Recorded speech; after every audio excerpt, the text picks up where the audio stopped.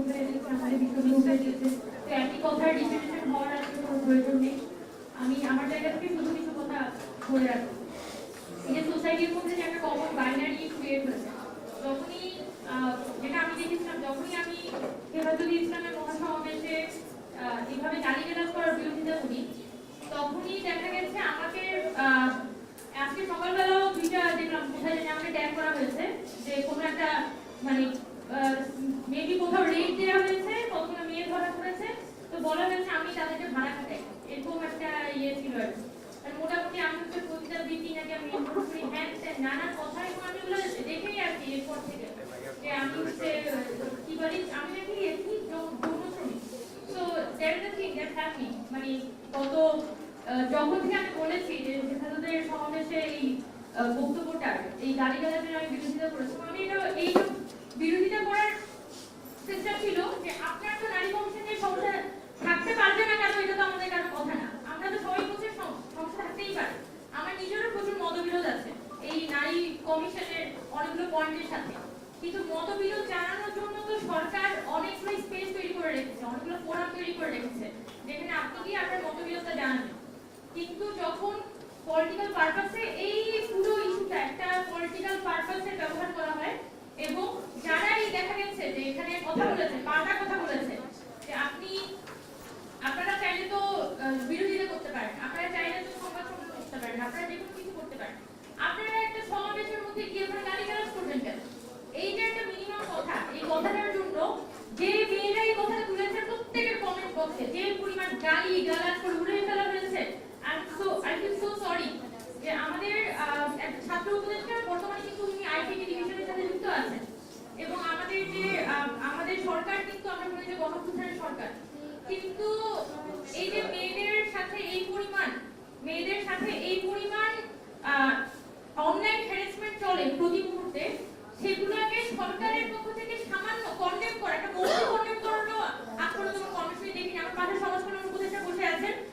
তিনি ভালো বলতে পারবেন যে এখনো পর্যন্ত আমি একটা সাজেশন দিয়েছিলাম, লাস্ট একটা প্রোগ্রাম হয়েছিল কথা বলুন নারী, সেখানে আমি এই সাজেশনটা দিয়েছিলাম এবং অন্যান্য প্রোগ্রামগুলোতে সাজেশন দিয়েছিলাম। আপনি তো মেটা কন্ট্রোল করতে পারছেন না, ফেসবুকের যে অ্যালগরিদমটা যেভাবে ডিজাইন করা, টুইটার বলি বা ইনস্টাগ্রাম বলি বা টিকটক বলি, অ্যালগরিদমটাই এমনভাবে ডিজাইন করা যে এখানে আলফা মেল সিনড্রোমটাকে সেটা উপরে উস্কে দেয় এবং সবাইকে এক্সট্রিম রাইট আর এক্সট্রিম লেফট এবং এক্সট্রিম একটা অপিনিয়নের দিকে যে মানুষকে আসলে ড্রাইভ করে। এটাই হচ্ছে আসলে ফেসবুক বা মেটা এদের আসলে মার্কেটিং পলিসি,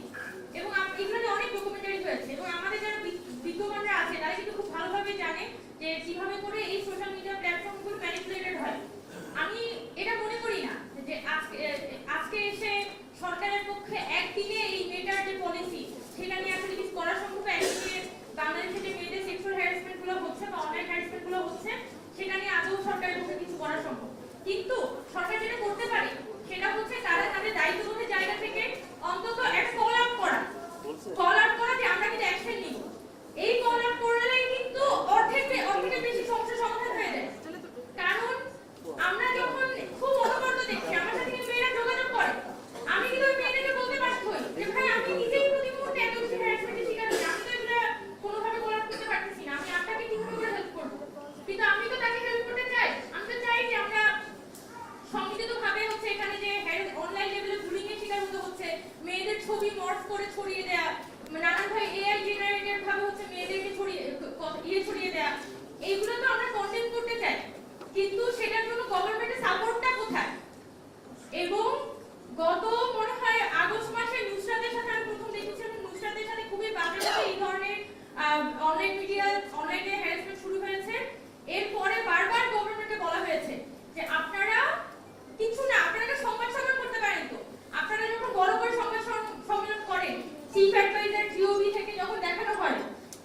এইখানে আপনাকে স্পেসিফিক সংবাদ সম্মেলন করেন নাই সাইবার বুলিং এর হ্যারাসমেন্ট নিয়ে, এবং পুলিশকে আপনারা বিশেষভাবে বলেন যে মেয়েদের এগেইনস্টে যে ধরনের হ্যারাসমেন্ট গুলো হচ্ছে সেগুলো নিয়ে যদি কেউ মামলা করে, কেউ জিডি করে, সেটা এগেইনস্টে আমরা স্ট্রিক্ট অ্যাকশনে যাব। এই এতটুকু বললে, এতটুকু দরদ দেখাইলেও তো অনেক ধরনের সমস্যার সমাধান হয়ে যায়, এবং একদম রুট লেভেল পর্যন্ত, যেটা আমি বলবো যে একদমই প্রান্তিক একটা মেয়েও কিন্তু তোমার সাহস পায় কোনো একটা হ্যারাসমেন্ট নিয়ে ইয়ে করতে, পুলিশের কাছে যেতে বা সরকার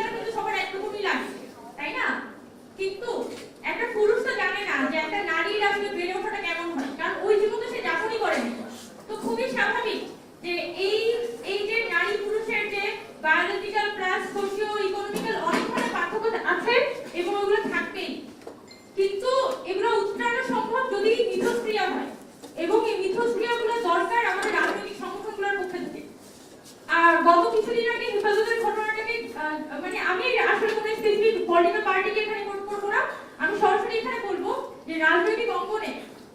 আপনাদের যদি মনে হয় যে কোনো বিশেষভাবে নারীদেরকে এখানে একটা পলিটিক্যাল সাবজেক্ট বানানো হচ্ছে, নারী অধিকারকে এখানে একটা পলিটিক্যাল সাবজেক্ট বানানো হচ্ছে, যারা যারা বিভিন্ন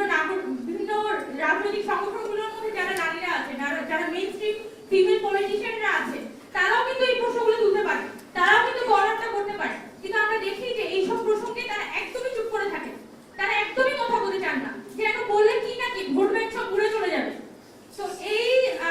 এই যে চুপ করে থাকার যে একটা সংস্কৃতি এবং ফিমেল ইস্যু নিয়ে কথা বললে ভোট কমে যেতে পারে, এই যে একটা ভয়, এটাকে কাটানো দরকার। এবং আমি এটা বলতে চাই যে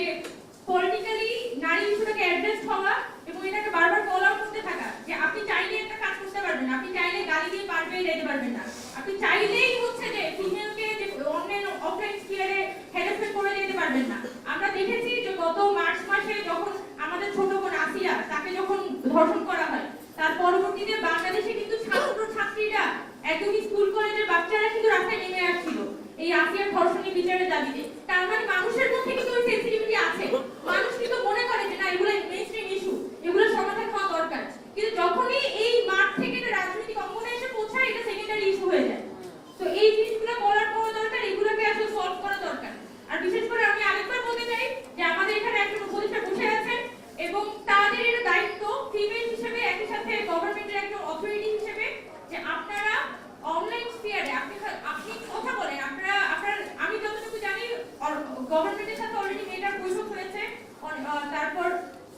এই বৈঠকগুলোতে আপনারা কিন্তু চাইলে এই ইস্যুগুলো করতে পারেন যে কিভাবে করে ফলস ইনফরমেশন, কিভাবে করে হচ্ছে মানুষকে হ্যারাস করা আসলে সোসাইটির মধ্যে ভায়োলেন্সের পরিবেশ তৈরি করতে পারে। এগুলো নিয়ে প্রচুর স্টাডিজ আছে। আপনারা এই বিষয়গুলো আপনাদের ক্যাবিনেট মিটিং উঠান এবং আমাদের ফিমেলদের যে ইস্যুগুলো সেগুলো দরকার হলে আমরা টেবিলে আলাপ করব, দরকার হলে বিভিন্ন অর্গানাইজেশন থাকবে, বিভিন্ন মতপার্থক্যের মানুষ একসাথে বসে আলাপ করবে। কিন্তু যেভাবে করে আসলে নারীর রাস্তায় হাঁটা চলা করা, প্রত্যেকটা